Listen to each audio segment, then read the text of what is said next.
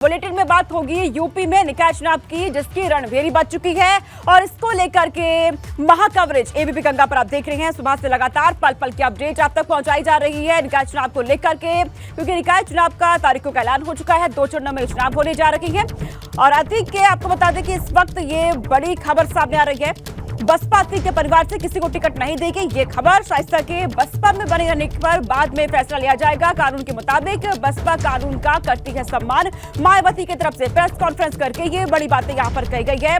बसपा कानून के हिसाब से काम करती है, इन बातों का जिक्र मायावती की तरफ से किया गया है। अभी हाल ही में प्रेस कॉन्फ्रेंस उन्होंने की। उन्होंने कहा कि अतीक के परिवार से किसी को भी टिकट नहीं दिया जाएगा। अभी तक खबरें सामने आ रही थी कि शाइस्ता के देवरानी को यहाँ पर टिकट दिया जा सकता है मेयर चुनाव को लेकर। हालांकि उनकी तरफ से भी कोई हामी नहीं भरी गई थी, लेकिन ये यहाँ पर बड़ा ऐलान उन्होंने किया है। उन्होंने कहा कि अतीक के परिवार के किसी भी सदस्य को यहाँ पर वो अपनी पार्टी का टिकट नहीं देंगी। बसपा कानून के हिसाब से काम करती है। मायावती की तरफ से इन बातों का जिक्र यहाँ पर किया गया है। तो अतीक के परिवार से किसी सदस्य को टिकट नहीं, ये उनकी तरफ से कहा गया। बाकी बसपा अतीक के परिवार से किसी को भी टिकट नहीं देने वाली है। ये बड़ी बातें जो मायावती की तरफ से कही गई है प्रेस कॉन्फ्रेंस के दौरान।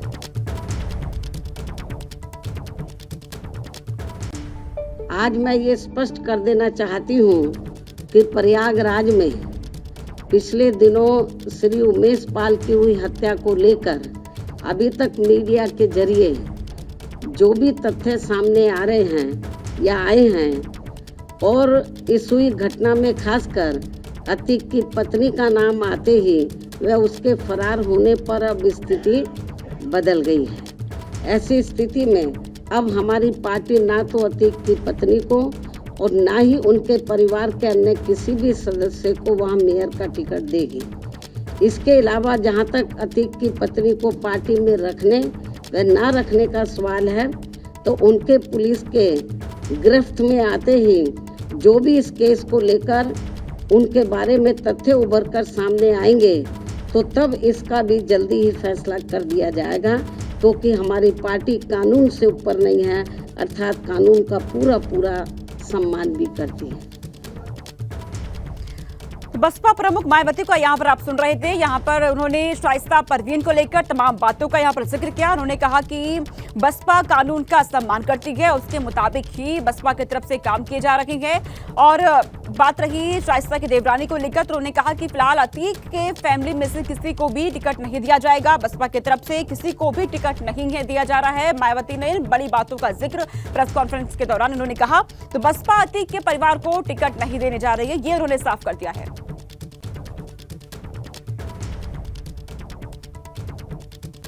और हमारे साथ इस खबर पर मेरे 2 सहयोगी विवेक त्रिपाठी मेरे साथ जुड़ चुके हैं, वहीं मेरे दूसरे सहयोगी मोहम्मद मोइन मेरे साथ जुड़ चुके हैं, तमाम जानकारी देंगे। मोइन, बसपा प्रमुख मायावती ने प्रेस कॉन्फ्रेंस की और इस दौरान उन्होंने यहाँ पर एक बात ये साफ कर दी कि अतीक के परिवार के किसी भी सदस्य को टिकट नहीं दिया जाएगा। और क्या मुख्य बात रही इस प्रेस कॉन्फ्रेंस की?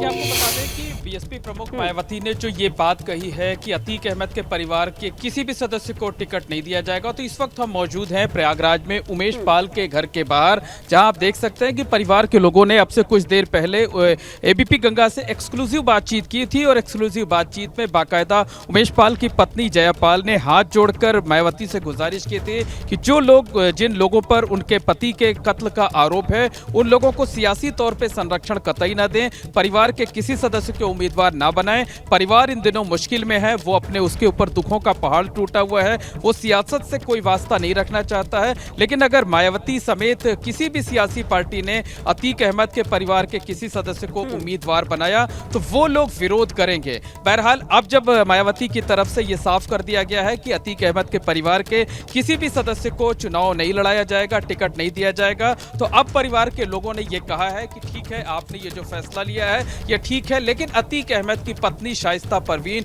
जिस पर इतने गंभीर आरोप हैं, जिस पर 50,000 रुपए का इनाम घोषित है, आखिरकार उसे पार्टी से निलंबित क्यों नहीं किया गया? क्यों ये बार बार कहा जाता है कि जब तक जांच में दोषी नहीं पाया जाएगा तब तक पार्टी से बाहर नहीं निकाला जाएगा, जब तक जांच पूरी नहीं हो जाती है वहां पर मौजूद है। मोइन, तो कोशिश करिएगा अगर परिवार के किसी सदस्य से अगर आप बातचीत वहां पर कर सके। मोइन,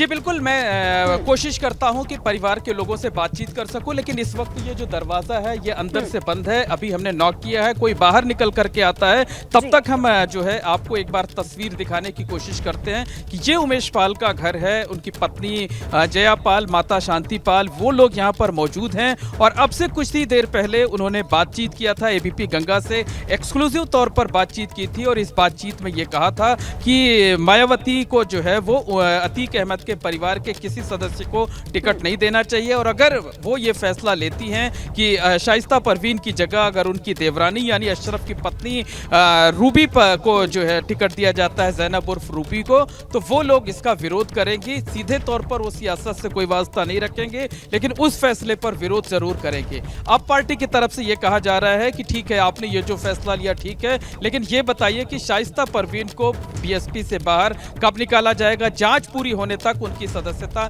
निलंबित क्यों नहीं रखी जा रही है? क्या ये पूरे परिवार को बचाने की कोई कोशिश की जा रही है? क्या मायावती की तरफ से इस तरीके की बात उमेश पाल के परिवार की तरफ से कही जा रही है? ठीक है मोइन, आप यहाँ पर बनी रहिए हमारे साथ।